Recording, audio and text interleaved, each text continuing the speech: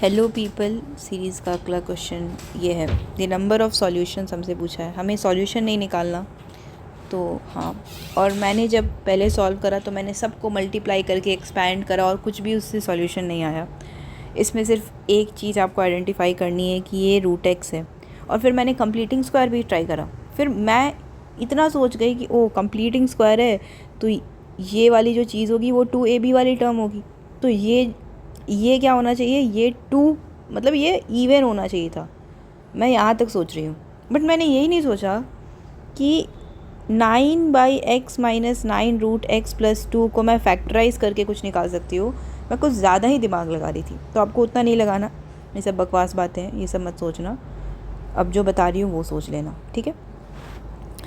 ये 9x है, ये रूट एक्स है और ये 2 है। ये अगर x मतलब अगर ये देखो, अगर मैं ऐसा मान लूँ कि 1/√x = t, ये अप्रोच तुरंत नहीं आया, बट हाँ ये सोच लो। अगर आपके दिमाग में तुरंत आ रहा है, इट्स वेरी गुड, ठीक है। तो 9t² - 9t + 2 ये है हमारे पास। 2t² - 7t + 3। अब इस क्वेश्चन में कुछ भी नहीं है, कुछ भी नहीं है, मतलब है ही नहीं कुछ। बस ये दिख नहीं रहा था मुझे, मैंने सब कुछ ट्राई कर लिया, मैंने इधर मल्टीप्लाई कर लिया, फिर मैं क्या क्या तो करने बैठ गई। उतना नहीं करना यार, कभी कदार दिमाग नहीं काम करता, ठीक है। 9t² - 60 - 3t + 2, ठीक है। 2t² - 60 - t + 3 = 0। तो इसमें सॉल्यूशंस निकालने नहीं थे, बट ओके क्या था यहाँ पे, या तो ये ज़ीरो हो जाए या तो ये ज़ीरो हो जाए, तो हमारे पास बात बन जाती है, ठीक है। तो हमारे पास अगर हम इसमें से 3t कॉमन ले लें तो 3t - 2 आएगा -1, 3t - 2 आएगा और ये t = 2/3 आएगा और यहाँ पे t = 1/3 आएगा। इतना तो आप कर ही लोगे, I don't have to explain all of that. और मैं ये भी सॉल्व कर देती हूँ, बट ओके। 2t है, t - 3 है, -1 t - 3 है, इक्वल्स 0 है, ठीक है। वो दिख नहीं रहा होगा आपको शायद थोड़ा, हाँ। t = 1/2 है, ये आ गया 1/2। सॉरी, थोड़ी बैड हैंड राइटिंग के लिए I am so sorry. t = 1/2 आ गया और ये t = 3 आ गया, ठीक है। और आपने बोला 4 सॉल्यूशन है, जाके इसमें आंसर रख दिया 4। Very good. चलो एक गलती हो गई, नहीं करना था ऐसा, क्योंकि 1/√x की वैल्यू है 1/3, ठीक है। और मुझे नहीं लगता कि ये दिक्कत होगी, आप कर भी सकते थे वैसे, सॉरी या बिकॉज़ यहाँ पे कोई भी निगेटिव सॉल्यूशंस तो मेरे पास नहीं आ रहे हैं।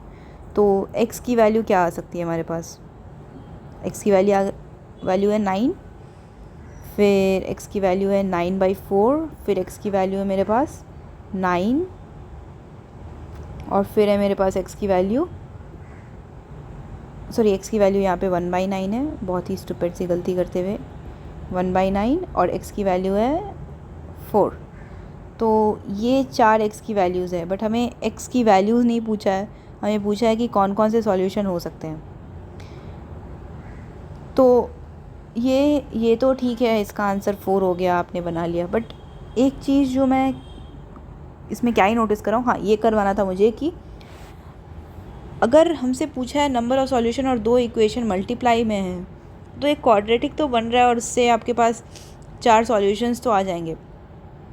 बट द थिंग इज़, आप इसको सोच रहे होगे कि या तो ये ज़ीरो हो जाए या तो ये ज़ीरो हो जाए, तो इसके कोई भी 2 रूट होंगे और इसके भी 2 रूट होंगे। अगर ये क्यूबिक होता या फिर कुछ होता, ये तो क्वाड्रेटिक है, इसके आपने 2 रूट निकाल लिए, ठीक है, वो बात अलग है। अगर ये क्यूबिक इक्वेशन होती ना, ये क्यूबिक होती तो एक रूट तो पक्का होता, ठीक है। मान लो बाकी 2 रूट उसके नहीं है, तो आप ये मत कर देना कि अगर ये क्यूबिक है, कभी कदार लोग क्या करते हैं, अगर एक क्यूबिक है और इधर अगर एक क्वाड्रेटिक है तो दोनों को मल्टीप्लाई करके कह देते हैं अच्छा इसके तो 5 रूट होंगे, इसकी पावर 2 है और इसकी 3 है। बिकॉज ज़रूरी नहीं है कि इस क्यूबिक के तीनों रूट एग्जिस्ट करे, ठीक है। ये ज़रूरी नहीं है कि तीनों रूट उसके एग्जिस्ट करे, एक कर सकता है, 2 नहीं कर सकता है।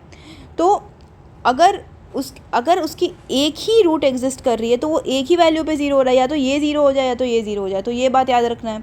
हो सकता है इस क्वाड्रेटिक के सॉल्यूशंस नहीं होते, तो ये मतलब कभी कदार ऐसी अप्रोच भी हम सोचने लगते हैं कि अच्छा 2 क्वाड्रेटिक मल्टीप्लाई हो रही है तो ऑफकोर्स 4 रूट होंगे, वो ज़रूरी नहीं है।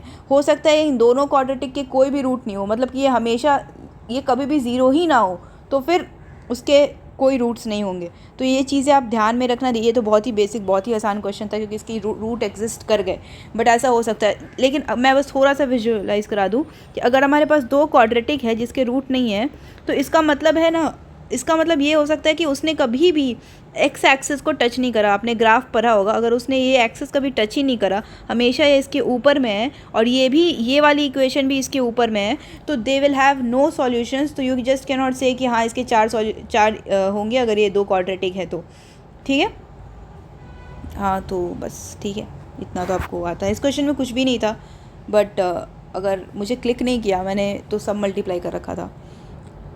तो यस, आपको करना चाहिए, सॉल्व इट एंड या थैंक यू।